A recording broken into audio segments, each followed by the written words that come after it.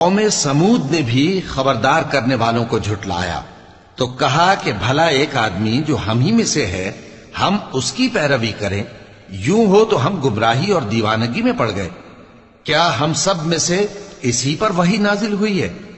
نہیں، بلکہ یہ جھوٹا بڑائی مارنے والا ہے۔ ان کو کل ہی معلوم ہو جائے گا کہ کون جھوٹا بڑائی مارنے والا ہے۔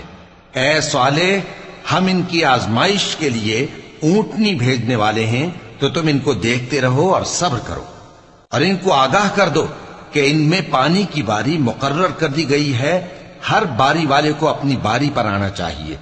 تو ان لوگوں نے اپنے رفیق کو بلایا اور اس نے اونٹنی کو پکڑ لیا، پھر اسے مار ڈالا۔